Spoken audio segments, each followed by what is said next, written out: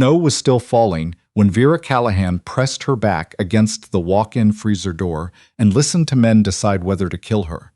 She'd been holding a tray of cortados that had gone cold 20 minutes ago. The espresso machine had finished its cycle. The cafe was empty except for the 4 men in the back booth who hadn't noticed she'd returned from the storage room early, or maybe they had noticed and simply didn't care. One of them was Damian Cross, her landlord, her investor, the man whose signature appeared on every document that kept the blue line open, whose name appeared twice in her daughter's emergency contact form because Vera had been too proud to admit she had no one else to put there. The man she'd spent 14 months trying not to think about at 2 a.m. when the cafe was finally quiet and the exhaustion made her honest. He was speaking in that particular voice, not loud, not angry, just certain, the way someone sounds when they've already made a decision and what's happening now is just the paperwork. She couldn't catch every word, Spanish mixing with English, dropping to nothing when it mattered most. But she caught enough. A name she didn't recognize, a shipment. A problem someone named Ortega had caused by talking to people he shouldn't have talked to. The cortados were cold. She set the tray down on the prep counter so slowly it made no sound at all. 7 years in Chicago. 7 years of opening this cafe at 5:30 in the morning and closing it at 9 at night and doing it all alone since Mateo walked out when Lily was 14 months old and left her with a newborn, a lease she couldn't afford, and the particular loneliness of being 28 in a city that never slowed down long enough to notice you were drowning. 7 years, and she'd built something. A real thing. Regulars who knew her name, who knew to ask about Lily's soccer games, who brought her vegetables from their gardens in summer and tipped 40% in December. She'd built a place that smelled like good coffee and old wood, and something that felt, if she squinted the right way, like belonging. She'd accepted Damian's investment because she'd had no choice. She'd known that, going in. She just hadn't known what it meant. The voice in the booth said something that made the other men laugh. Low, comfortable laughter. The kind that lived in rooms where the outcome was never in question. She was halfway back to the freezer when the booth went silent. Vera. Not a question, just her name, spoken in that familiar register that made her stomach drop every single time. She turned around. Damian Cross was watching her from the booth with the patient attention of a man who had spent considerable effort learning which angles of a room were visible from which doorways, and had simply been waiting to see whether she'd appear in one of them. Dark eyes, dark suit, dark everything, the kind of stillness that made you feel like the air around him cost money. The 3 men with him had gone very quiet. Come here. She crossed the cafe. Her hands were steady. She'd taught herself that trick in the NICU when Lily was born 6 weeks early, and Vera had spent 11 days learning what her face looked like when she wasn't allowed to fall apart. Steady hands were a choice you made. Everything else was negotiable. She stopped at the edge of the table. You were in the back, Damian said. I was getting more oat milk. His expression didn't change. One of the men across from him shifted in his seat. You heard us. She kept her eyes on Damian. She heard me come back and he didn't signal you, she thought, which means either he didn't care or he wanted to see what I'd do. She wasn't sure which possibility frightened her more. I heard you talking. I don't speak enough Spanish to follow business conversations. She paused. I have a 6-year-old at home. She made herself hold his gaze. Whatever you're discussing in my cafe is your business, not mine. Something moved behind his eyes, calculation. Or the thing that lived just underneath calculation, which was harder to name and more dangerous to acknowledge. Go home, Vera. She set the tray on the table. I close at 9. Go home now. His voice stayed level, which was worse than if it had risen. I'll lock up. His eyes moved briefly to the man across from him, then back to her, and in that half second, she understood something she hadn't let herself understand before. He was telling her to leave, not because she was inconvenient. He was telling her to leave because what came next was something she wasn't meant to see. She got her coat. She left. She drove home through 3 inches of fresh snow and told herself she wasn't shaking. Lily was asleep when she got in, curled under her dinosaur comforter with her hair fanned out and her soccer cleats still on, which meant she'd gone to bed without anyone reminding her to take them off. Vera sat on the edge of the mattress for a long moment. Her daughter's breath rose and fell, slow and even, unbothered. 6 years old and completely certain that the world was a safe place, with a predictable shape. Vera had worked very hard to make that true. She was still sitting there when her phone buzzed. Unknown number. She almost didn't answer. "Don't open the cafe tomorrow," the text said. "Don't ask me why. Just take Lily to your sister's and stay there." She stared at it for a long time.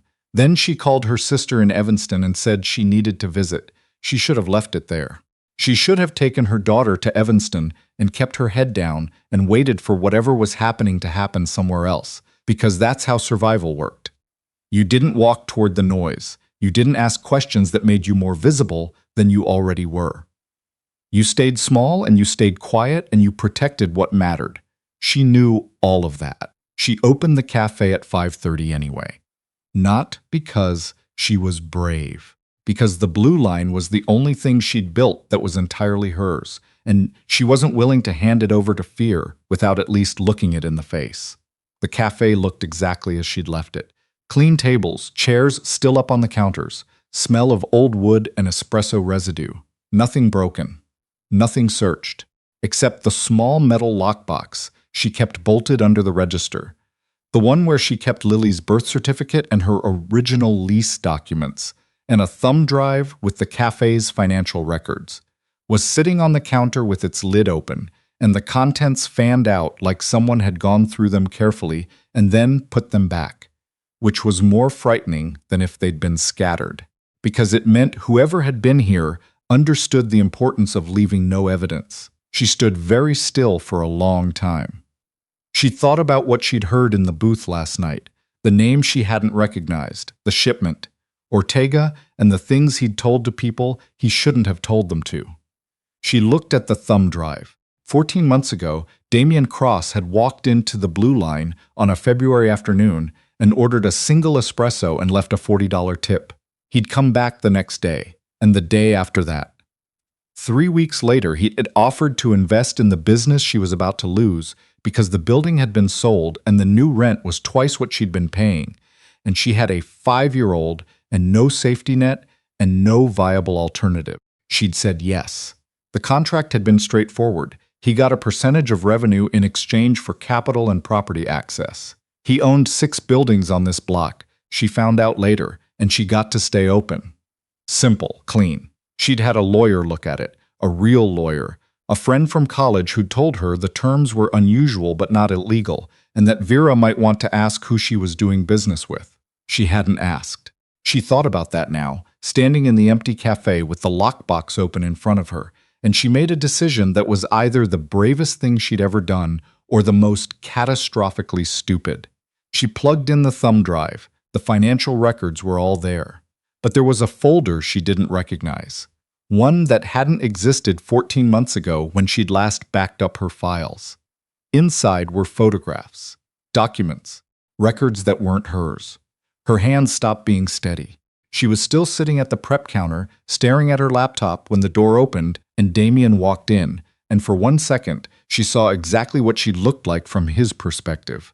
A woman alone in a closed cafe with evidence she wasn't meant to find spread across a screen in front of her. And she understood, with a calm that felt almost medical, that her life had just changed in a way she couldn't undo. He crossed the floor and looked at the laptop, then at her. "You opened the cafe," he said. "You left files on my thumb drive." His jaw was tight. "I left them there because it was the safest container in the building." He said it like that settled the matter. "How much did you read?" "Enough to understand you're not just my landlord." He sat down across from her. Not aggressive, not threatening, just present in that way he always was, occupying space like he'd calculated exactly how much he needed. Vera.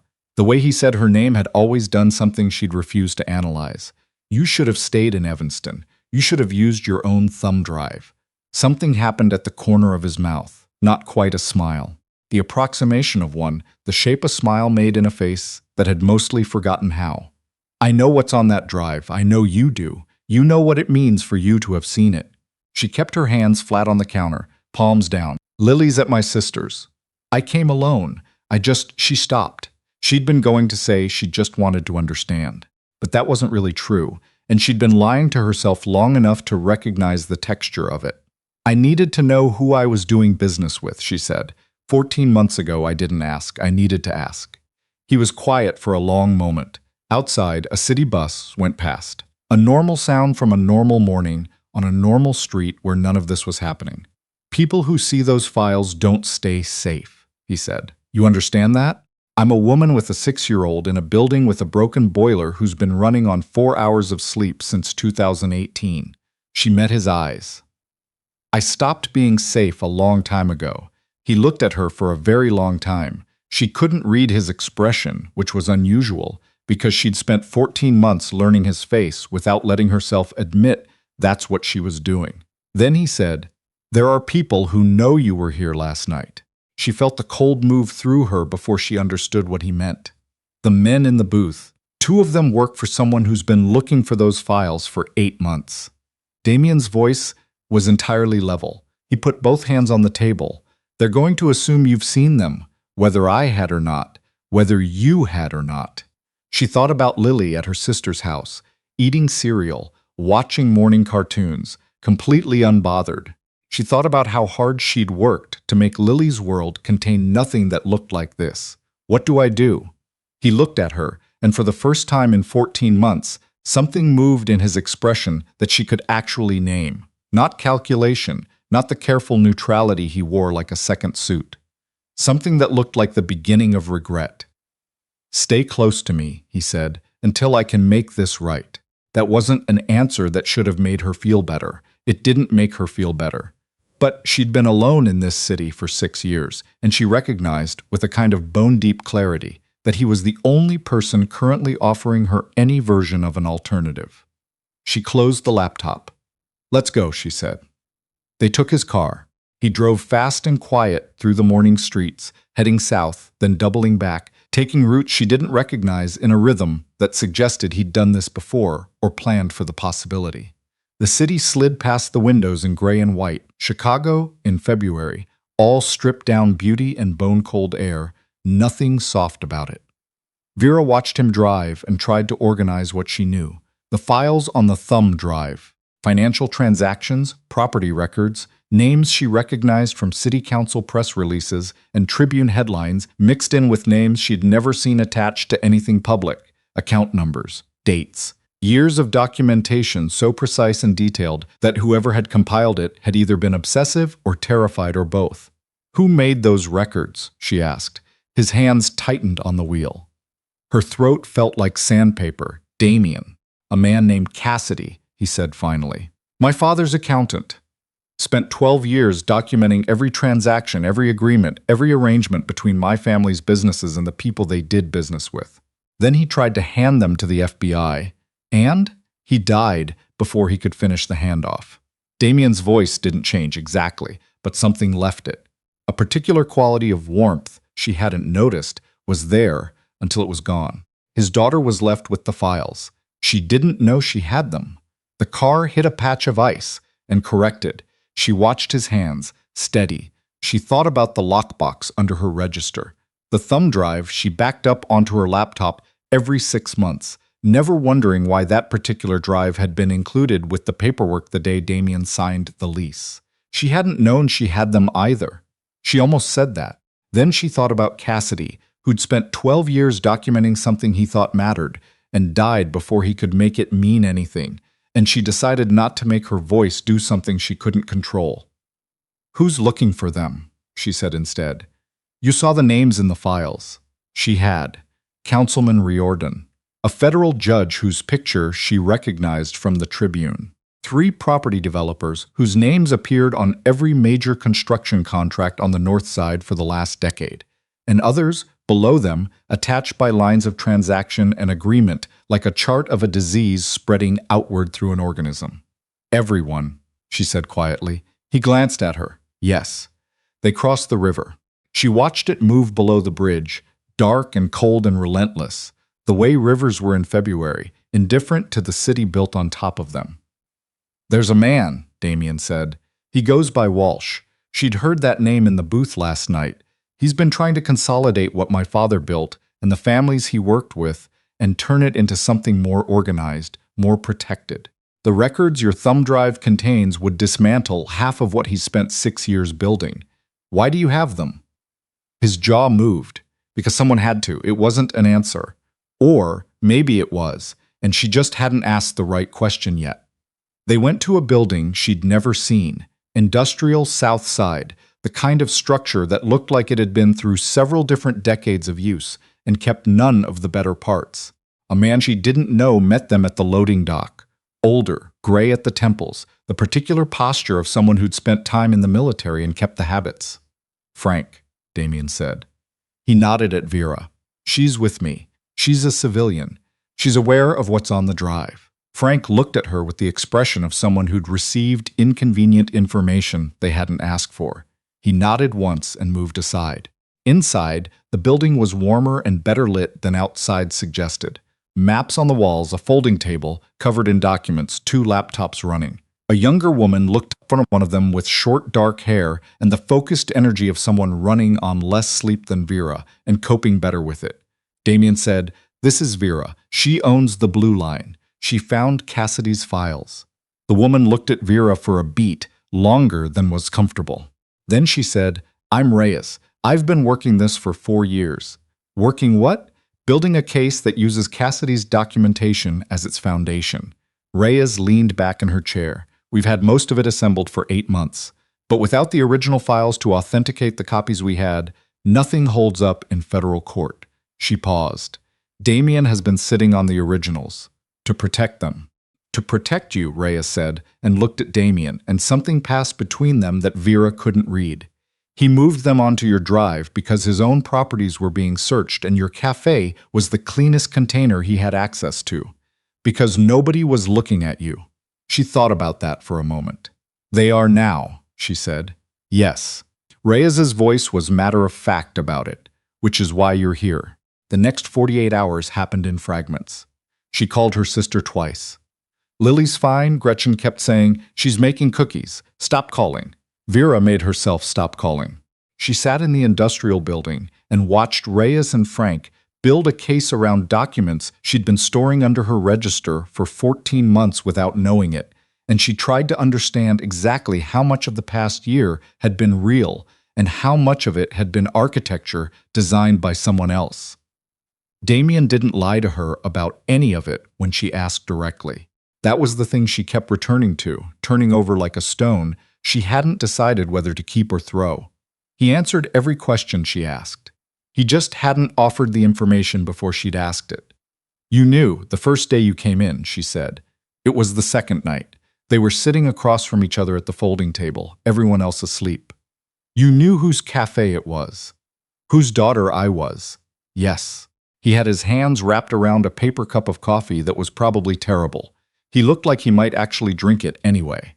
"And you just decided to watch me for 3 weeks before you said anything."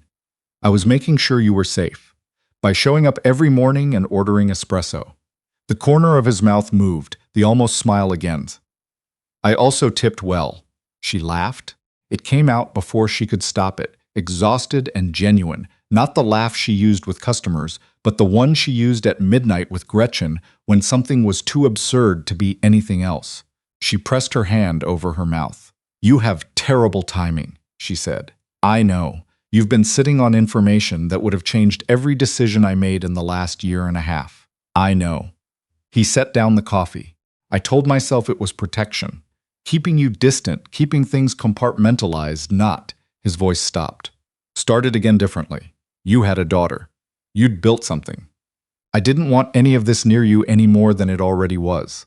But it was already there." "It was already there," he agreed. She looked at him. At this man she'd been trying not to understand for 14 months. The stillness that had seemed like coldness at the beginning and now seemed like something else entirely. The particular self-containment of someone who'd spent a long time not letting anything matter too much, because the things that mattered could be used against you. She knew that particular discipline. She'd practiced it herself. "Why didn't you just take the drive back? Once you'd given it to me. Why not come back for it?" He was quiet long enough that she thought he wasn't going to answer, because that would have meant walking into your cafe with a reason that wasn't espresso, he said finally, and I didn't want a reason. I just wanted. He stopped again, seemed to decide something. I wanted to be somewhere that felt like it existed outside of all of this, even if it was just an hour in the morning. She didn't say anything for a while. My cafe, she said at last. Your cafe. That's the most pathetic thing I've ever heard. The almost smile became a real one for a second, brief and unguarded and completely different from his face at any other moment. You're not wrong outside. Snow was falling again. She could hear it, almost, the particular silence it made as it covered the city. She thought about Lily's cleats on in bed and Gretchen's voice and the blue line in the morning with the espresso machine cycling and the regulars who knew her name. I need this to be over, she said. Not just, she gestured vaguely. Not just managed. Over. The files go where they're supposed to go, the people in them face what they're supposed to face, and then I go home and open my cafe and my daughter comes back from my sister's and it's done. He nodded. I need you to promise me that. He met her eyes.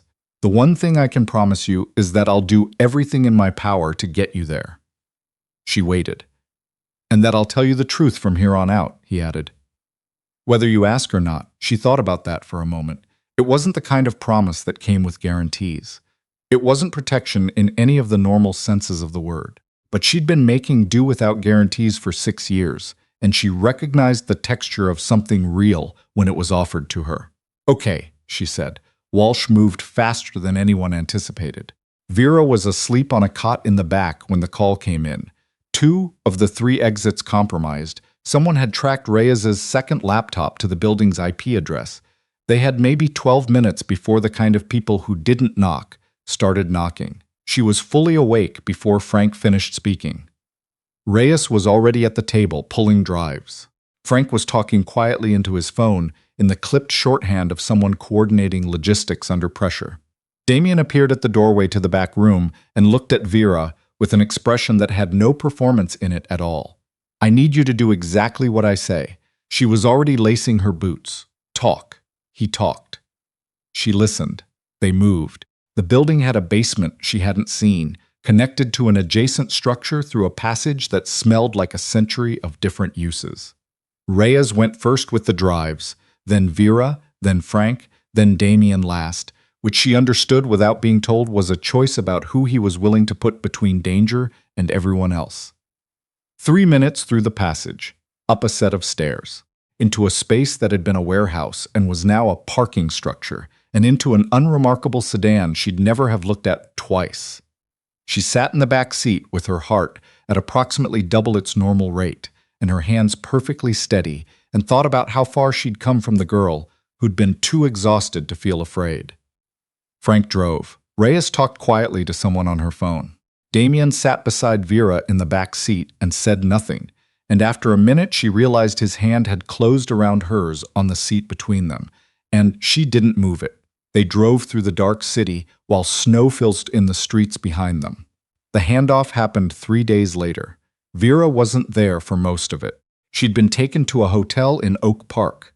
Clean, anonymous, a place where Lily could be brought safely, and she'd spent 2 days doing something she'd forgotten was possible, which was simply being present with her daughter without anything else requiring her attention. They watched television. They ordered too much room service. Lily taught her a card game she'd apparently learned from Gretchen's husband and then beat her at it 6 times in a row about it. You're not even trying, Lily said. I'm very tired. Tired. You're always tired. That's what moms do. Lily considered this with the forensic seriousness of a 6-year-old encountering a flawed argument. That seems bad, she said finally. You should sleep more. Vera looked at her daughter's face, the certainty in it, the total, uncomplicated conviction that the world should make sense and that things that seemed broken should simply be fixed. You're right, Vera said. I should. She held Lily for a long time that night after she fell asleep, which she almost never let herself do because it felt too much like something she needed rather than something she was giving. The call came the next morning. Reyes's voice, flat and professional and containing, somewhere underneath, a quality that Vera had learned to recognize as satisfaction. It's done. Walsh is in custody. Others, federal charges, all of them. The files authenticated exactly the way we needed. Cassidy's work held up. Vera sat on the edge of the hotel bed and listened to the specific sound of something ending. And Damian? A pause. He cooperated fully. Turned over everything we needed on his family's operations in exchange for another pause, this one deliberate, an arrangement that's being worked out. He's not in custody.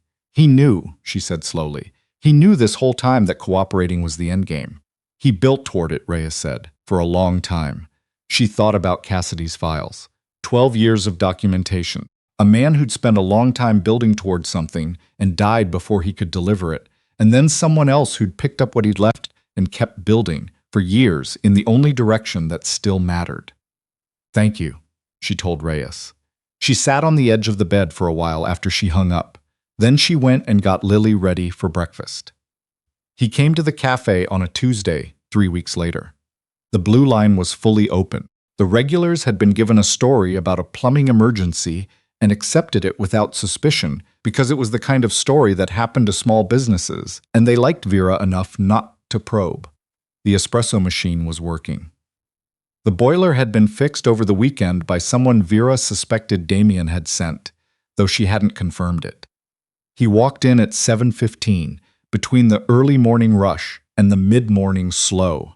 The cafe was half full. He ordered a single espresso. She made it herself. She set it on the counter. He didn't pick it up yet. He looked at her instead, with that particular directness she'd always found disquieting, and had spent 14 months telling herself was not, in any way, meaningful. The boiler, she said. I know some people. I know you do. She leaned on the counter. He was on the other side of it, which was the normal arrangement, which had been the normal arrangement for 14 months. Customer and proprietor, investor and business. Two people who existed in the same space and negotiated the distance between them very carefully. Lily's back at school, she said. Good. She's been asking about the man who makes the coffee, which is apparently what she calls you. She paused. Apparently, you once made her a hot chocolate when she was here after school and I was in the back, and she's considered you significant ever since. 6-year-olds, he said. Very difficult to impress. She'd made herself a decision in the hotel room in Oak Park, and she'd made it clearly enough that it had held for 3 weeks, and she didn't think it was going to unravel. So she was going to say it the same way she made every other decision, directly, looking at it straight on, without the protection of pretending she hadn't already thought it through. I'm not interested in business arrangements anymore, she said. He was very still. I'm not interested in investors or property agreements or anything that involves a document. She looked at him. I'm interested in whether you're going to keep coming in here because you have to or because you want to, and I need you to know the difference before you answer. He picked up the espresso, looked at it, set it back down. When I came in here the first time, he said, it was because I knew whose cafe it was. He met her eyes. By the second day, it was because the coffee was good. By the third day, it was because you told the guy at the corner table to take his call outside and then apologized to everyone else in a way that made the entire cafe feel like it had been handled. He paused. By the end of the first week, I had stopped keeping track of reasons. She looked at him for a moment. That's the longest explanation you've given for anything since I met you. I wanted to be thorough. She pushed the espresso back toward him. Same time tomorrow? She said. He picked it up, the almost smile, the real one underneath it, brief and undefended. Same time tomorrow, he said. The cafe was warm. Outside, the snow had finally stopped and the city was doing what it always did after a hard winter, moving forward, imperfect and relentless, making no promises about what came next, but moving forward anyway. Vera turned back to the espresso machine, and the morning line was already forming at the door, and somewhere across the city a 6-year-old was sitting in a first-grade classroom, absolutely unaware that her mother had just let herself want something without having a contingency plan in place for losing it. That was new. That was, she thought, exactly enough.